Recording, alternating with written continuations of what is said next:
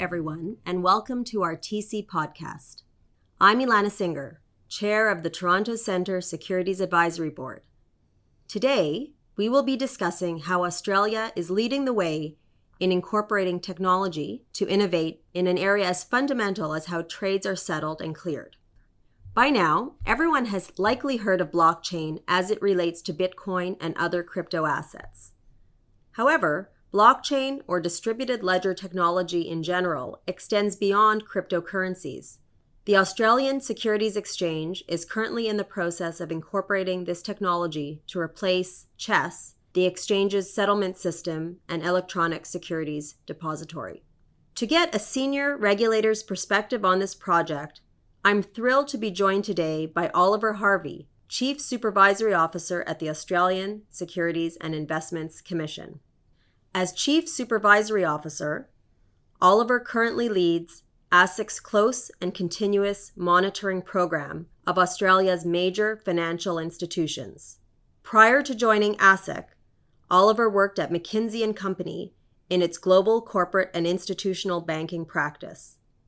Oliver has more than 20 years of experience in financial services and financial markets and has seen firsthand the impact that technology can have on the industry and on regulators and supervisors. So a warm welcome to you, Oliver. It's wonderful to be here, Alana. Thank you for the invitation. It's our absolute pleasure. And I'd like to start with this first question that's been on my mind since I first heard about this cutting-edge initiative. Clearing and settlement infrastructure is often systemically important to an economy. What role does ASIC have in the ASX CHESS replacement process?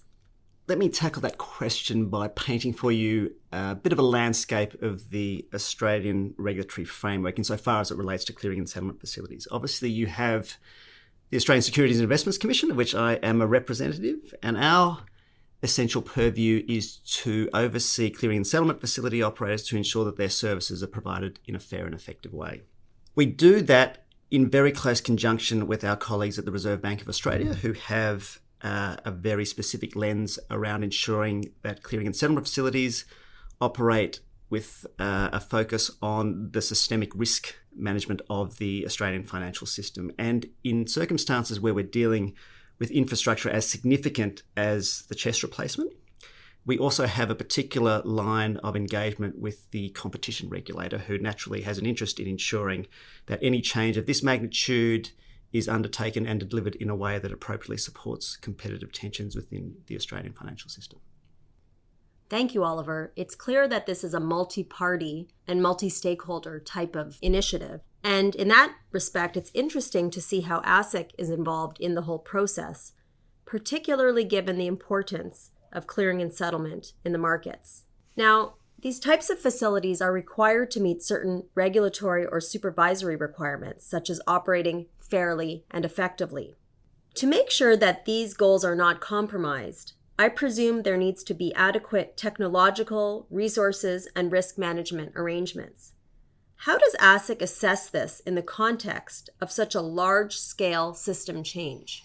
The first response I'd give to that question is clearly this is a consideration in the context of the scale of change that you've just referred to. But more broadly, the requirement to have adequate technological resourcing and risk management arrangements is one that is front and centre for Australian regulators when they look at clearing and settlement facilities more broadly. And just to give you some context and background for that, last year we completed an important piece of work with ASX where we had a good look at the extent to which they were effectively deploying their technology governance and operational risk arrangements. And I'd encourage any of your listeners to review that report. It's on our website. It's report 592, and we published that in September last year. And that quite methodically goes through a range of really important features of ASX's current arrangements, including its operational risk management frameworks, its technology governance, its enterprise architecture, and its incident management, and looks very, very closely at ASX's current practices and identifies a number of areas in which additional focus is very much encouraged. And the way in which we've presented those findings is ideally in a way that's very accessible, not just to infrastructure providers, but to people across the market more broadly. And as I said, I'd really encourage any of your listeners who have an interest in this area to review our report. There are a number of recommendations which go quite methodically through our analysis and amount to a number of important things that we think are relevant, not just for market infrastructure providers, but for everyone involved in the Australian financial market, including participants as well. The expectations that you've described and that are outlined in some detail in the report from September of last year, do those expectations of ASIC extend through to the wider industry implementation of the technology? Look, the short answer to that is very much so. A change of the scale that we are contemplating, and which you're obviously very interested in, needs to have a firm focus on the deployment taking place in a way that creates the minimum amount of disruption to the market and in turn returns the greatest amount of benefit. So one of the things we're naturally very interested in is the extent to which ASX is engaging the industry through the consultation process. Now, that has been an extensive process. It continues to be an extensive process. As you might expect in a process of this magnitude, a number of people feel that the consultation has been sufficiently extensive. A number, quite naturally, are of the view that it hasn't been extensive enough and are seeking more detail and greater insight into the consequences of the change for their particular business model. But certainly consultation and transparency are very, very fundamental to the change management associated with something of this magnitude, and at least one of the outputs of that change process, in addition to a range of insights and perspectives that have been flushed out as a consequence of all the meetings and the discussions that have taken place, is there has been a pushback in the proposed launch date. So that is now scheduled for March to April 2021, and that is in response to quite firm feedback from the industry that more time was needed to fully contemplate the consequences of this change for individual business models and the way in which people would need to respond to them. It's clear from your description, Oliver, that there has been a lot of consultation and transparency throughout this process. Now, speaking of the wider industry, what has been the response of industry and other stakeholders to the CHESS replacement and the use of DLT? Are they embracing it? You described some of the responses that ASX has now been responsive to. Perhaps you could go into more detail into that. Mm-hmm. Fair to say, I think, along with the reaction in the international community, domestically there's been a considerable response and an interest in the CHESS replacement, and clearly it's deploying elements of DLT technology as part of that proposed solution. I think you'd find a considerable level of interest quite aside from the DLT dimension of the CHESS replacement, clearly where you have fundamental market infrastructure that's potentially being swapped out and being swapped in with something else. There's an obvious question that everyone has about how that change will impact them, particularly in circumstances where market infrastructure typically is something that's organically developed over time. And in the case of CHESS, over the course of almost a quarter of a century, and individual users typically build up their own bespoke relationships with that existing technology, and swapping that out and replacing that with something else naturally gives rise to quite considerable considerations that people have about how their old world may or may not change with the new technology and what's coming down the pipeline. So if I were to characterise the specific areas of reaction, it would be fair to say I think that the thirst for additional detail has absolutely been a theme that's been driving the industry response. Yes, they recognise that it's a technology solution that is being proposed, but what does that actually mean for me? What are going to be the costs associated with the various ways in which I might access the new post-trade infrastructure? How is it going to change my business model? Who is going to be responsible, and what are the governance arrangements for any data I might be sharing? And more specifically, particularly with an industry like the Australian securities industry that is suffering and experiencing some margin pressure, what does this mean potentially for my business more generally? The nature of post-trade infrastructure too naturally gives rise not just to direct participants, being the clearing and settlement participants within the ASX community, but you can imagine issuers, investors, custodians, registries, and everyone associated with the ecosystem has got a very, very firm interest in the nature of the changes and what it means for them. Thank you, Oliver. That was a very clear description of how so many different stakeholders have various interests and opinions about the project moving forward. And I'm sure, given the impact of this project, there are many challenges with the adoption of this technology from ASIC's perspective. Does the presence of DLT in ASX's CHESS replacement raise specific regulatory or supervisory issues or challenges for ASIC? Again, I'd probably respond immediately to that question by saying, let's not lose sight of the fact that all post-trade infrastructure in developed marketplaces are predicated very, very heavily on the use of technology. And clearly the Australian financial system is one that deploys technology in almost every element of its practice, risk management, clearing and settlement processes. So as a starting position, one of the curious questions we had when we reflected on the use of elements of DLT in the replacement solution was, does this give rise to a different set of questions to those that had preceded circumstances where there are other technology releases to support various technology initiatives and change processes that infrastructure providers, or for that matter, any important financial institution within our marketplace was using and adopting? And the short answer is, at the most fundamental level, having scoped through all our different set of expectations and principles, we didn't see a set of rules and expectations which needed to be recrafted to accommodate a DLT solution. Now, we keep that under vigilant watch, but that's our starting point, and we thought about that quite considerably. The next question for us then becomes, well, in circumstances where a DLT solution is being proposed, of those overarching principles and expectations, like, for example, the need to have adequate risk management arrangements and appropriate technology resources, is there an additional set of nuanced questions that we might be asking to get to the bottom of the question of whether or not the DLT solution proposed in its form as shared with us is one that's fit for purpose? And again, perhaps by way of assisting your readers, you may have an interest in ASIC's Information Sheet 219, which we published in March 2017. Now, these are all on ASIC's websites, but we quite methodically went through DLT and evaluated the various different quirks and features of DLT solutions and tested ourselves against whether or not there were an additional set of questions, not about the different ways in which the regulatory obligations might apply, but more a different set of questions that we would need to be confident about, or that we might typically ask to in order to get satisfaction that those obligations were in fact being met. And so again, I would encourage your listeners to go through that information sheet, but it tackles questions like, how will the DLT solution be used in any particular context? How will data be governed? How will the deployment of the DLT process be governed more specifically? And as I mentioned, there are a range of set of questions which we've worked our way through and have a level of comfort about the way in which the DLT solution is at least being presented and considered at this point in time.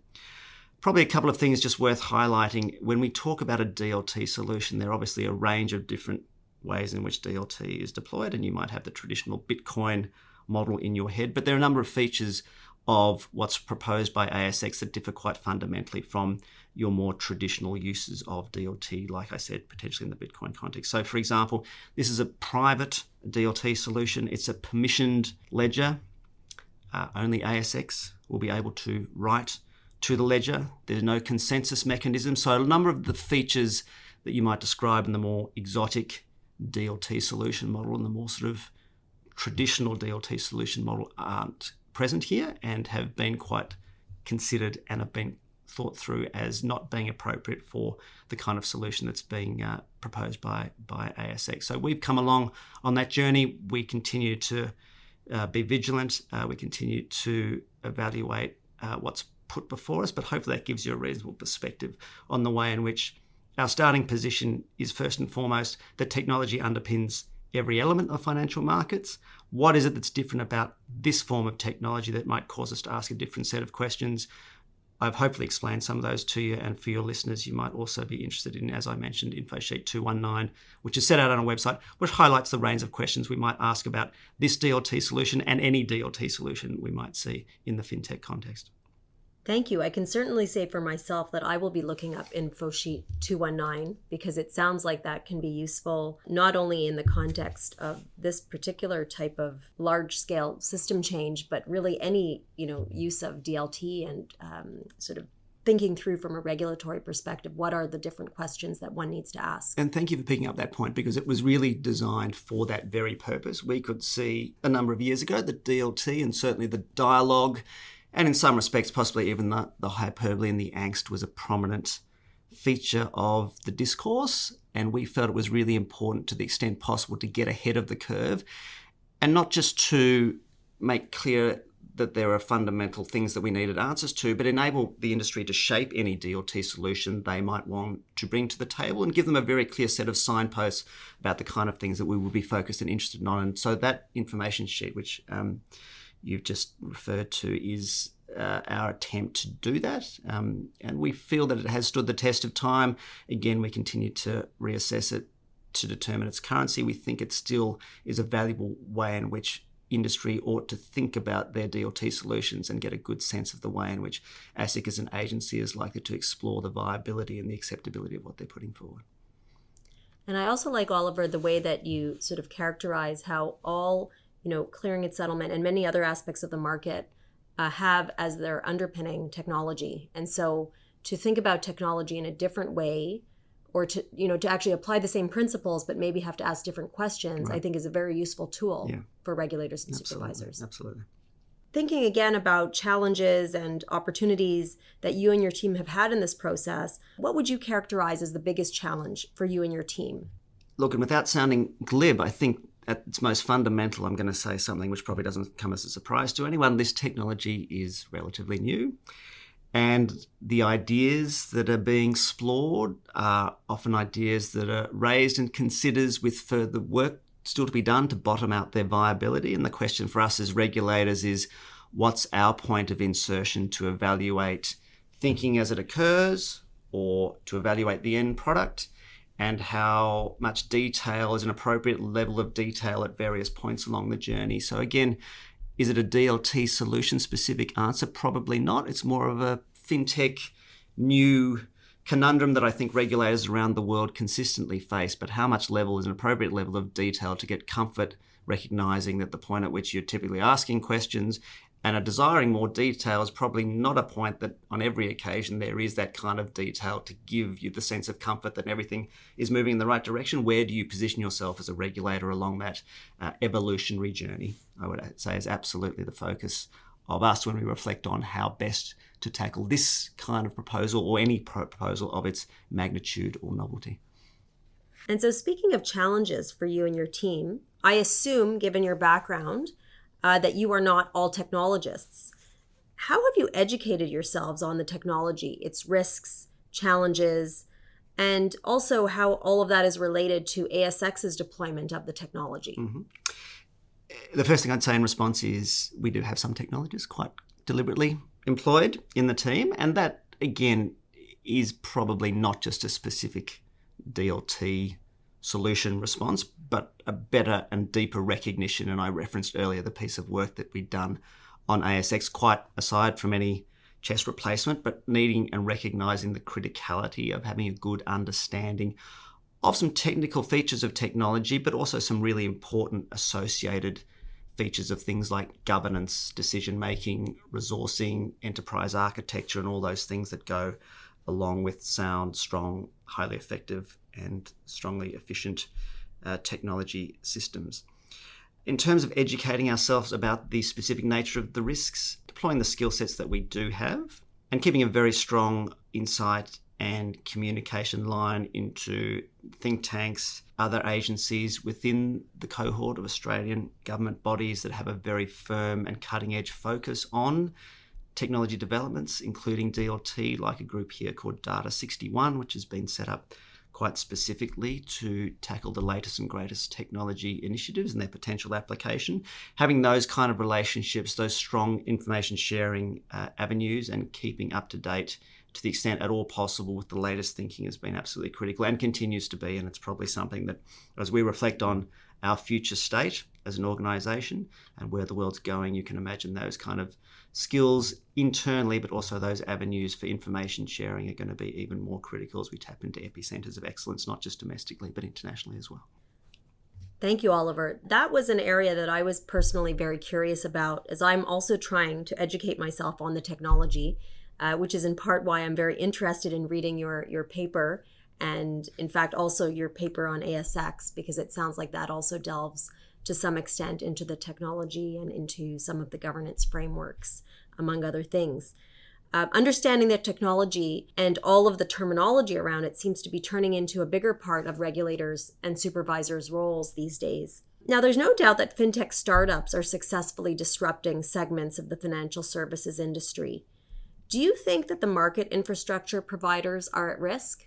It's a really good question, and one that we consistently reflect on. You're absolutely right, and I think it clearly goes without saying that fintech startups are disrupting parts of the industry. One of the interesting features we reflect upon about market infrastructure is, unlike some other areas where you might think there is more ripe opportunity to introduce fintech solutions, when you look at market infrastructure, there is obviously a highly established, highly embedded fintech provider, if you like, someone operating at the intersection between finance and technology, who has for a long, long time had a very established presence and service provision across the industry. And the question then becomes the extent to which they are actually open to and susceptible to fintech attacks. And the question I think you probably would need to ask yourself is it slightly different because you're really asking an entire industry, as ASX to some extent is even in and of itself as the incumbent, to change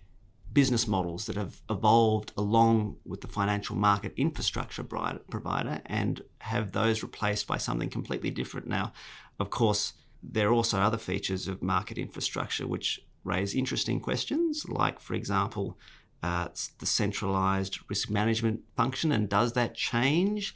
And are there different risks that get created by other part or full solution providers? There is no, I think, clear answer to any of this, but it is an interesting tension point between appropriate competition and appropriate risk management. How does all that work? No question, I think, that market infrastructure providers are certainly more aware of competitive tensions in the Australian financial market. That's most certainly the case. A number of competitors which have established themselves over more recent times to tackle part of the market infrastructure provider business. The question then becomes the extent to which others follow suit and provide competitive alternatives, or whether there is sufficient competitive tension introduced for the incumbent market infrastructure provider to change their business model to respond to that competition and provide improved services. So I'm not sure that there is necessarily one answer to that question, but it's a very, very interesting one, and one that we do think is possibly a little different to other parts of the market where you might have less established players and perhaps even less finance and technology-driven solutions, which would inevitably make those parts of the market more ripe for opportunity for attack.